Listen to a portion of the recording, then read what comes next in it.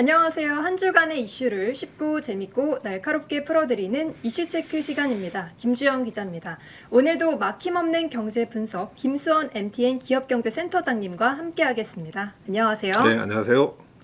두산그룹이 두산밥켓을 두산에너빌리티에서 인적 분할해서 두산 로보틱스의 완전 자회사로 편입하는 내용의 사업 재편을 추진하고 있죠. 이에 대해서 금융감독원이 압박의 수위를 높이고 있습니다. 두산그룹이 합병과 관련해서 제출한 증권 신고서에 대해서 최근 2차 정정 요구를 한 건데요. 그 배경이 뭔지 알아보겠습니다. 우선 두산 사업 재편 3사 주가 한번 볼까요? 네. 우리 그림에서 보시는 것처럼 이제 에너빌리티부터 좀 보겠습니다. 두산 에너빌리티 7월 11일 날 그 사업 재편 공시가 난 이후에 주가가 이렇게 계속 이렇게 급락하다가 최근에 와서 이제 조금 반등해서 회복하는 모습인데, 이게 지금 주식 매수 청구 가격 그 기준선이거든요. 밑돌고 이게 있군요. 한참 이제 못 미치죠. 그 다음에 두산 밥켓 똑같은 패턴입니다. 7월 11일 사업 재편 공시 이후에 주가가 뚝 떨어져 나가다가 이렇게 이제 조금 반등해서 올라오는 그런 과정에 있는데, 밥켓 같은 경우도 지금 매수 청구 가격에 현재 주가가 한참 못 미치는 그런 상황이고요. 마지막으로 로보틱스 같은 경우도 똑같습니다. 모양이 쭉 떨어지다가 조금 반등해서 가고 있는 상황인데, 역시 그 주매청 가격과 주가 간의 이제 갭이 굉장히 큰 상황입니다. 그래서 다른 거를 떠나서 지금 주매청 가격하고 주가 간의 갭이 크고, 이게 이제 그대로 유지된다고 하면 다른 요인이 아니더라도 그 주매청에 의해서 사업 재편이 무산될 가능성 그런 것도 있다고 이제 좀 보여지고요. 일단 일반적으로 합병과 관련한 주요 의사결정이 있을 때 반대를 하면 주식 매수 청구권을 청구할 수가 있게 되는 거죠. 예, 맞습니다. 자, 그 다음에 우리가 오늘 그 메인 주제로 넘어가서 두산 사업 재편에 대한 그 금감원의 2차 그 증권신고서 정정 요구가 8월 25일 날 있었습니다. 그러니까 1차로 7월 달에 그 정정 신고를 하라고 해서 두산이 정정 신고를 했는데, 금감원 입장에서는 이제 그게 마음에 안 들었던 거죠. 그래서 8월 25일 날 두 번째로 정권 신고서에 담겨 있는 내용을 정정해서 다시 제출을 하라, 그런 요구를 했는데, 두산이 선택할 수 있는 굉장히 가능성이 높은 선택지는 제가 볼 때는 그렇습니다. 첫째로는 정정 신고서를 제출을 한다. 그리고 사업 재편을 지속적으로 진행한다. 그런데 만약에 정정 신고서를 제출을 하고 사업 재편을 지금 그 현행대로 지속적으로 진행을 하려고 하면 이 두산 3사는 주총 그 일정 같은 거를 전면적으로 재조정하는 게 불가피합니다. 그 뒤에서 이제 설명을 드릴 텐데, 이런 계획이라고 하면 주총 일정들은 이제 자꾸 뒤로 밀리게 될 겁니다. 주총은 원래 9월 25일 예정이었는데 10월 이후로 밀릴 10월 이후로 밀릴 거예요. 그 다음에 두 번째로는 뭐냐면, 그냥 두산이 이제 사업 재편을 포기를 하는 겁니다. 감독원이 자꾸 정정하라고 그러고, 이복현 원장이 돌아다니면서 자꾸 두산에 대해서 이러쿵저러쿵 이야기를 하네. 그러면 우리 안 할게. 지금까지 잘 먹고 잘 살았는데 그러면서 사업 재편 자체를 아예 포기를 해버리는 겁니다. 그 가능성이 없다고는 할 수는 없고요. 세 번째로는 뭐가 있는지는 모르겠어요. 두산이 선택할 수 있는 세 가지 기타 방안이 있을 수 있는지는 모르겠습니다. 자, 그 다음에 가능성이 낮은 선택지는 뭐가 있냐면, 제가 볼 때는 사실상 불가능할 걸로 보입니다. 자, 정정 신고서를 제출을 하면서 3사의 주총 일정 등을 예정대로 진행하여 사업 재편을 한다. 이건 제가 볼 때는 미션 임파서블, 사실상 불가능하다고 보는 거죠. 왜냐하면 정정 신고서를 제출을 하려고 하면 주총 일정에 맞출 수가 없다라는 게 이제 제 생각이거든요. 왜 그런지 바로 이제 이어서 조금 말씀드리면, 두산이 예정된 일정대로 사업 재편을 가려고 하면 이 2차 정정 신고서를 8월 29일까지는 제출을 해야 됩니다. 그럼 방송일이잖아요. 저희 방송하는 29일에 그렇죠. 당장 지금 제출해야 이제 이 녹화는 오늘 이제 이 녹화가 이제 28일 날 오후에 이루어지고 있는데, 내일 바로 하루 뒤인 내일까지 두산이 2차 정정 신고서를 제출을 해야 되죠. 자, 일정을 보면 8월 25일 날 감독원이 그 2차 정정 요구를 했습니다. 자, 29일 날 정정신고서를 제출을 해줘야지 9월 10일 날 정정신고서의 효력이 발생됩니다. 이 신고서 효력이 발생되어야지 주총 소집 통보를 할 수가 있고, 주총 소집 통보는 주총 2주 전에 통보가 나가야 되거든요. 그러면 두산 3사 주총은 9월 25일 날 예정돼 있단 말이에요. 뭐 9월 25일 날 주총을 열려면 2주 전인 9월 10일까지는 소집 통보가 나가야 되고, 소집 통보가 나가기 위해서는 이날에는 정정신고서 효력이 발생돼야 되고, 이날 효력이 발생되기 위해서는 8월 29일까지는 정정신고서가 제출이 돼야 된단 말이에요. 정정신고서를 제출하고 7거래일 이후에 효력이 발생하는 네, 거군요. 맞습니다. 거래일 기준으로 7일 이후에 효력이 발생되니까. 그러니까 뭐 오늘 저희들은 28일 날 녹화를 하고 있지만 내일까지는 두산이 정정신고서를 제출을 해줘야 된다. 어쨌든 간에 그건데, 그러면 내일까지 정정신고서 제출이 가능하겠느냐 하는 부분을 좀 설명을 드릴 겁니다.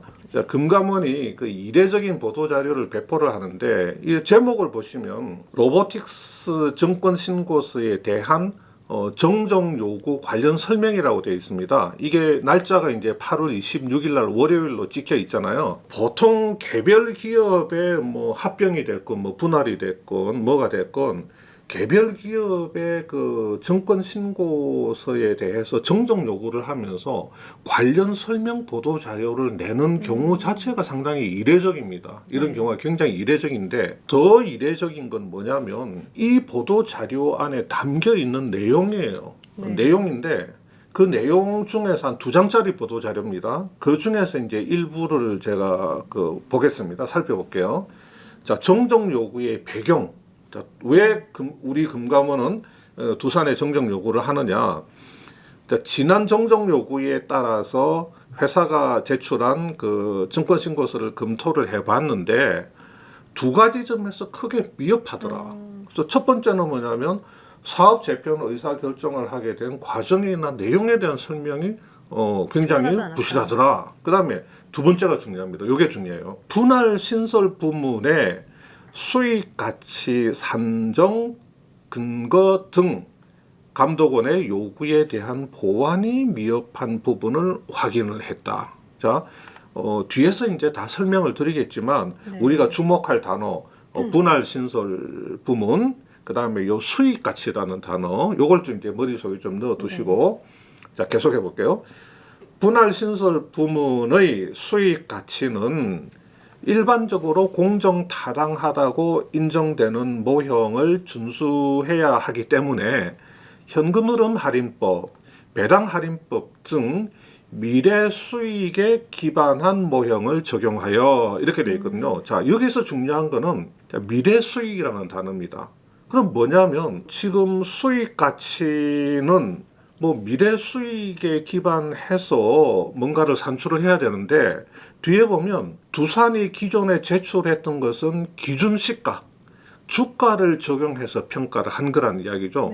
자, 두산 너네들이 기존에 제출했던 증권신고서는 기준 시가, 주가를 적용해서 평가를 했는데 우리 감독원은 요구한다. 뭘 요구하느냐? 미래 수익에 기반한 모형을 적용해서 산출한 거하고 너네들이 기존에 제출했던 주가 기준에 평가하고 이거를 투자자들이 알아볼 수 있게 이 비교해서 제시를 하라는 거예요. 그러면 금감원의 요구는 이걸 통해서 이제 명확하게 드러난 거예요.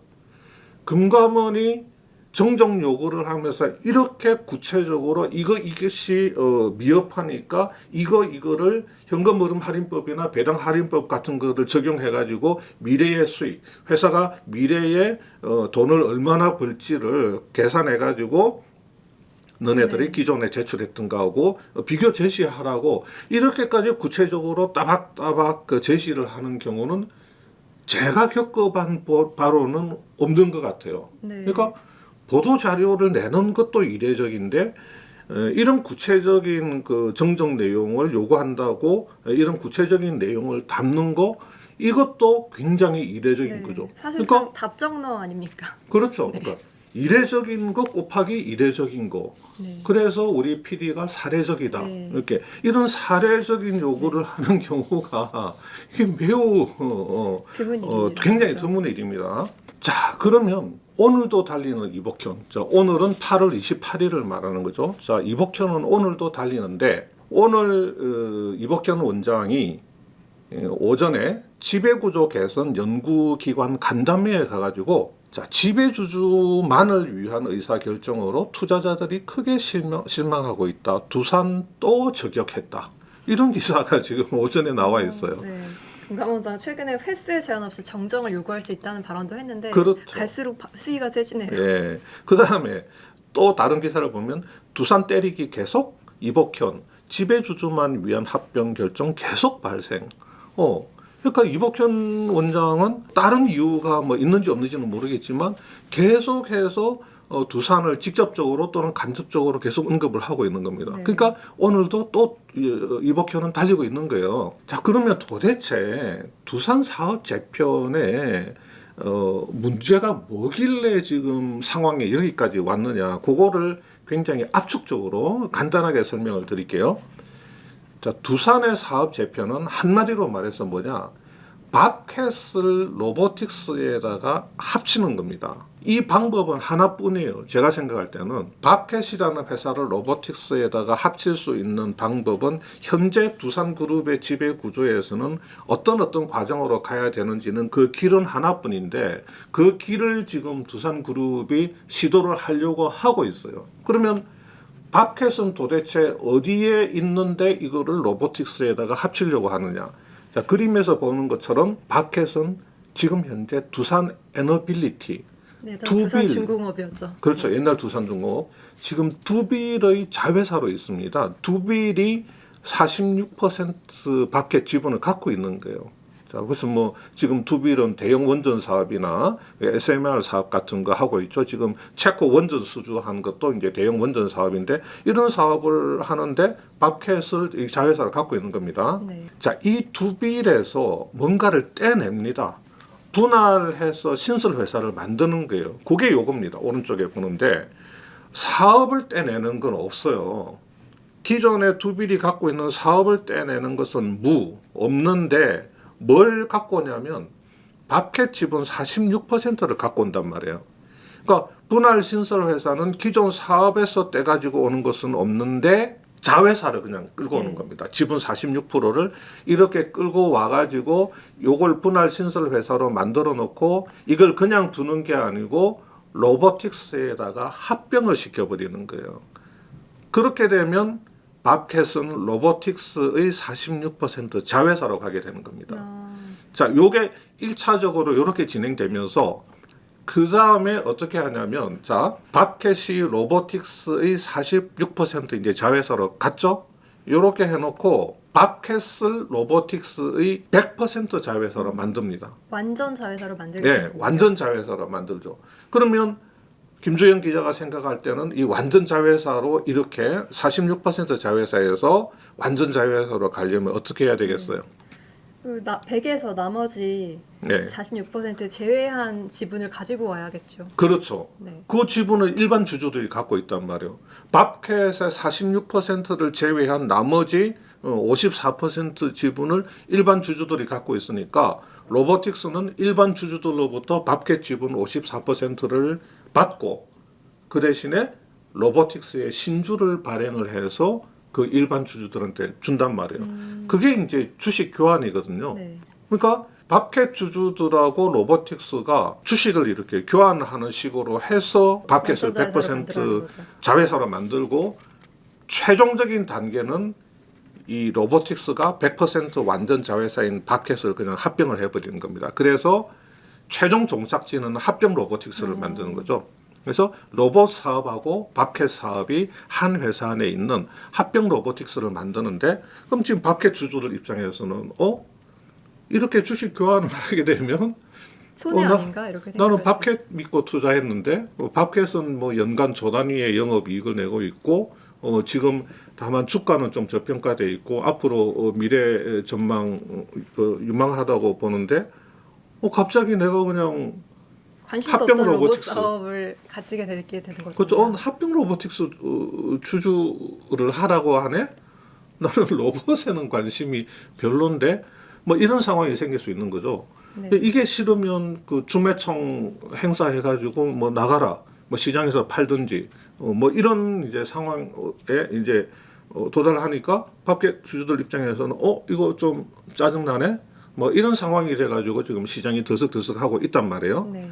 자, 이제 이런 과정에 있는 건데 이 두산의 사업 재편에서 나타나는 이 두 가지의 비율이 지금 문제인 겁니다. 첫 번째는 뭐냐면 아까 말씀드린 대로 두빌에서 분할된 신설회사, 다시 말해서 밖에 지분만 들고 있는 그 신설 투자회사가 로보틱스에 합병되기 때문에 합병 비율의 문제가 하나가 있죠. 두 번째는 로보틱스가 밥캣의 일반 주주들한테서 밥캣 지분을 받고 그 대신에 그 보상으로 로보틱스 신주를 발행해서 주는 주식 교환의 비율, 요 두 가지 비율의 문제가 있는데 교환 비율 같은 경우는 자 로보틱스 상장사죠.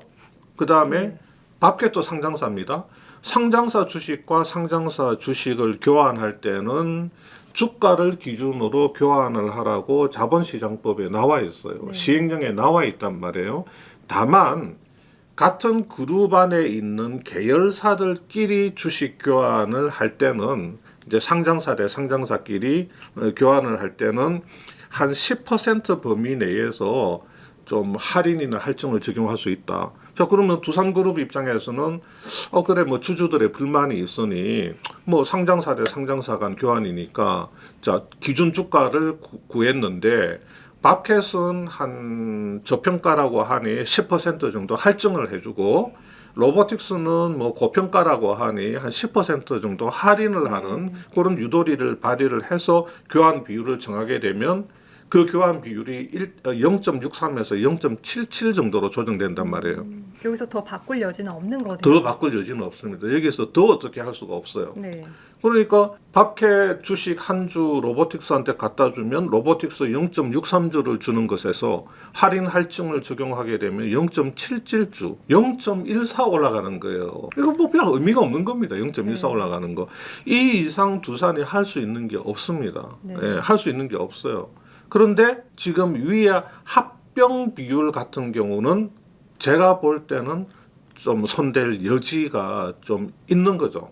지금 이 교환 비율을 가지고 야 이게 뭐냐 하고 이제 난리를 치는데 이거는 법이 그렇게 되어 있는 것이 잘못된 것일 수는 있어요. 어떤 회사는 굉장히 알짜배기로 따박따박 착실하게 이익을 내고 있지만 지금 주가라는 측면에서는 좀 저평가되어 있고 어떤 회사는 뭐 미래성장 사업이니 뭐니 해가지고 뻔뿌지를 해가지고 주가는 지금 굉장히 높게 고평가되어 있지만 실제로 회사가 벌어들이는 건 없고 심지어 적자이기도 하고 무슨 뭐 어떤 테마에 의해서 주가가 고평가될 수 있잖아요. 네.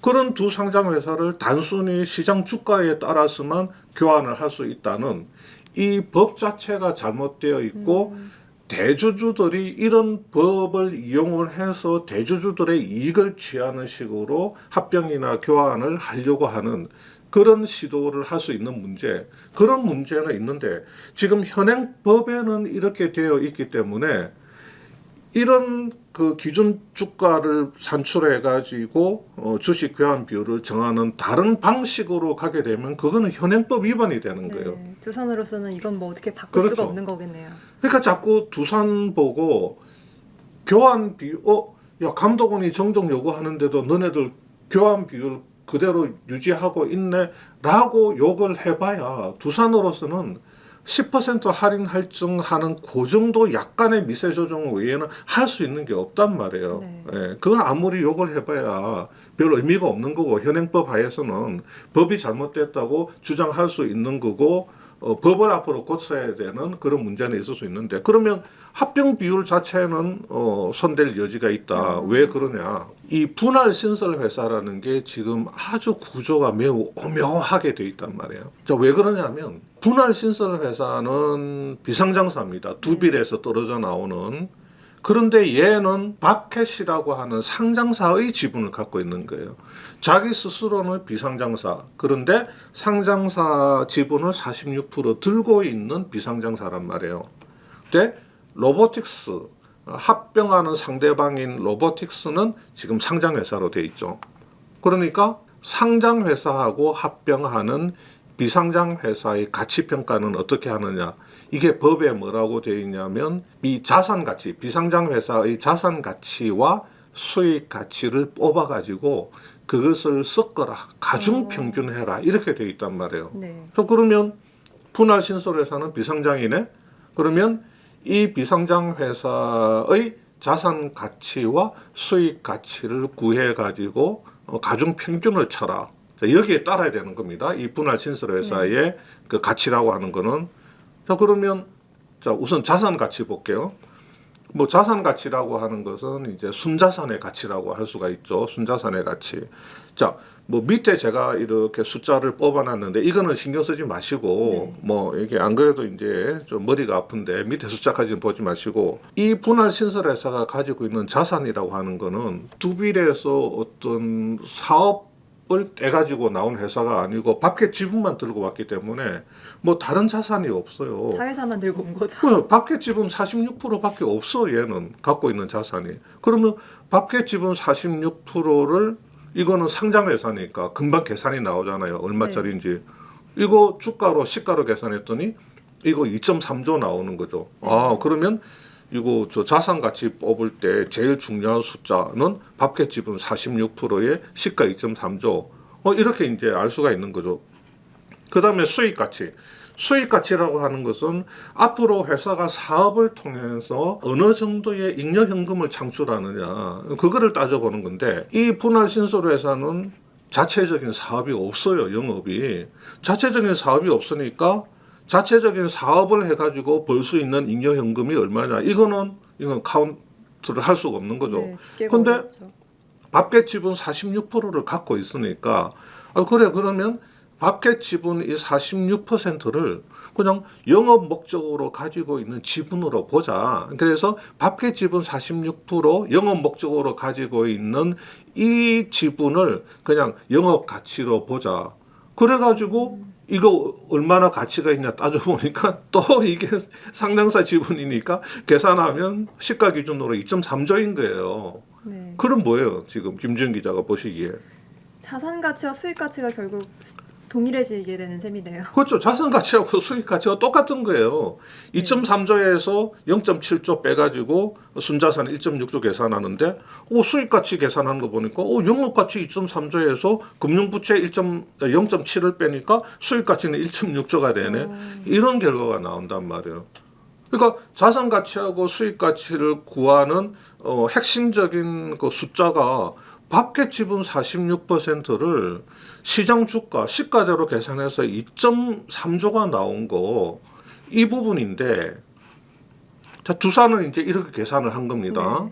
두산은 이렇게 계산해서 공시를 했는데 감독원이 수익 가치는 미래의 회사가 벌어들이는 창출하는 잉여 현금 흐름을 계산하는 건데 이건 뭐지? 밖에 지분의 시장 가치 주가만 계산을 해서 넣었네? 이거는 이렇게 하면 안 되지.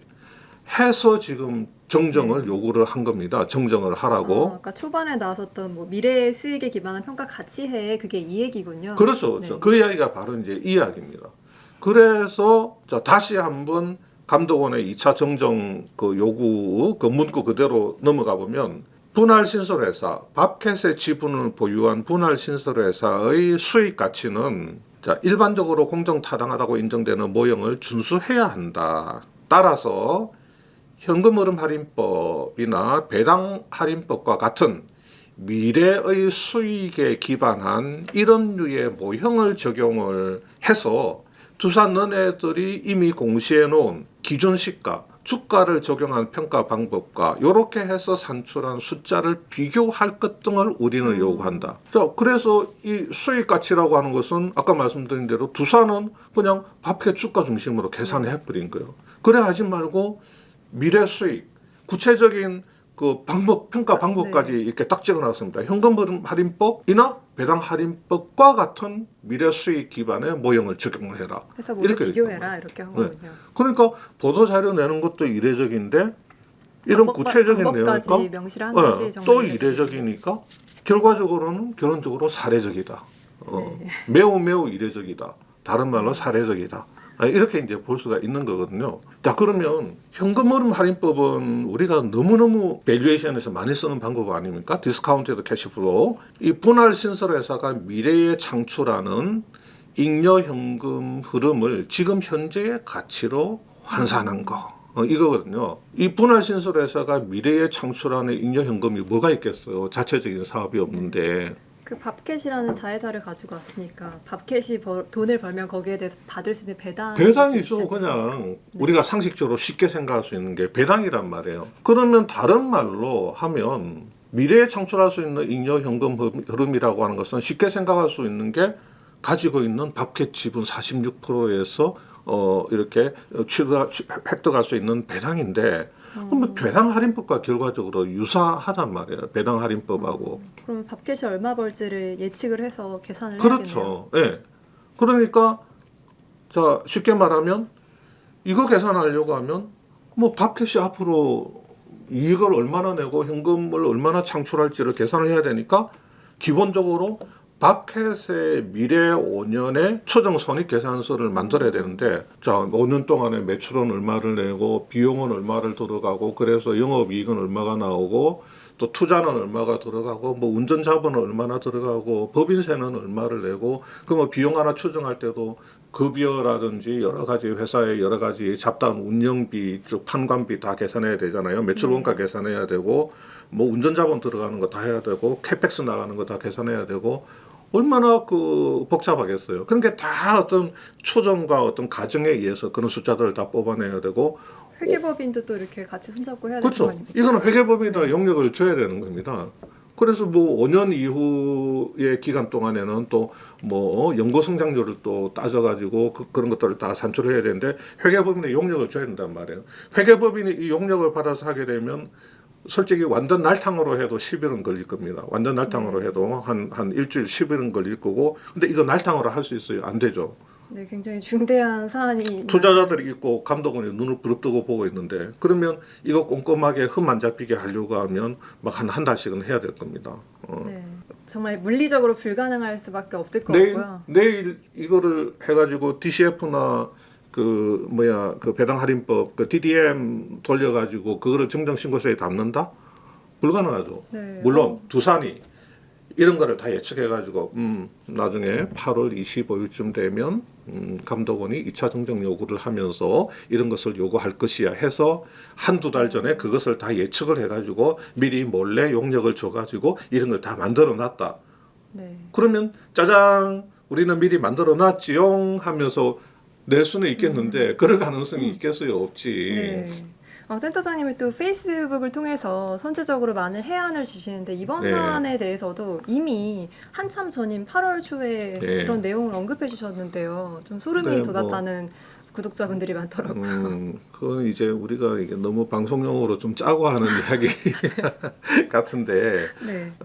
여기 그림에서 한번 보시면 제가 조금 뭐 막판에 한 말씀 드리면 네. 제가 8월 9일 날 그 페이스북에서 그런 이야기를 했습니다. 제 페이스북에서 이제 간단하게 보면 밥캣과 로보 간의 교환 비율을 손대는 것에는 한계가 있다. 네. 그래서 뭐 감독원이 정정 요구하는데도 뭐 두산이 교환 비율을 그대로 유지하기로 했다는 식으로 이게 기사를 쓰는 것은 무의미하다. 그래서 에너빌에서 분할되는 투자 회사를 로보에 합병시킬 때 분할 합병 비율은 요거는 손댈 여지가 좀 있어 보인다. 그래서 두산은 지금 밥캣 시가를 기준으로 했는데 이래 하지 말고 밥캣의 본질 가치 평가를 하면 요 합병 비율은 꽤 달라질 수 있을 것이다. 그런데 지금 에너빌은 밥캣 시가 평가가 더 합리적이라고 보고 계속 그런 입장을 견지하고 있는데 이건 좀 안타깝다. 이런 내용을 이제 8월 9일 날 페이스북에서 이미 이제 지적을 하고 근데 그 전부터 계속 이야기를 해 왔었어요. 계속 해 왔었는데 결과적으로는 딱 감독원이 이제 딱 이번에 정정 요구를 하면서 딱 제가 8월 9일 날 이야기했던 이 부분을 핵심적인 정정 요구 사항으로 딱 집어넣은 겁니다. 그래서 뭐 무슨 해안까지는 아니고 네, 감독원이 혹시 센터장님 페이스북 보고 좀 팁을 얻지 않았을까라는 생각도 듭니다. 그랬다면 제가 이제 좀 감독원의 저작권이라든지 이런 걸 좀 요구를 할 필요가 있다. 뭐 그런 생각이 드는데 뭐 어쨌든 간에 지금 상황은 이렇습니다. 그래서 자, 오늘 28일 촬영인데 내일 2차 정정 신고서를 낼 수 있을 가능성은 제가 볼 때는 두산이 비밀리에 작업해 놓은 게 없다면 현실적으로 가능하지 않을 것으로 보이고 그렇다고 하면 전반적인 만약에 두산의 사업 재편을 그대로 갖고 가려고 한다면 전반적인 일정 조정은 뭐 불가피하지 않겠느냐 그렇게 보입니다. 네, 두산그룹의 사업 재편에 대해서 금융감독원이 연일 정정 요구를 하고 있는데요. 이 사안에 대해서 두산이 어떤 선택을 할 수 있을지 그 선택권에 대해서 한번 살펴봤고요. 또 이번 사업 재편에 대해서 두 가지 비율에 주목을 해야 되는데 그 중에서도 에너빌리티에서 분할되는 분할 회사와 로보틱스의 합병 비율 여기를 주목해야 한다는 점 감독원이 어떤 부분을 포인트로 지목을 했는지에 대해서도 자세히 알아봤습니다. 네, 오늘 말씀 고맙습니다, 센터장님. 감사합니다.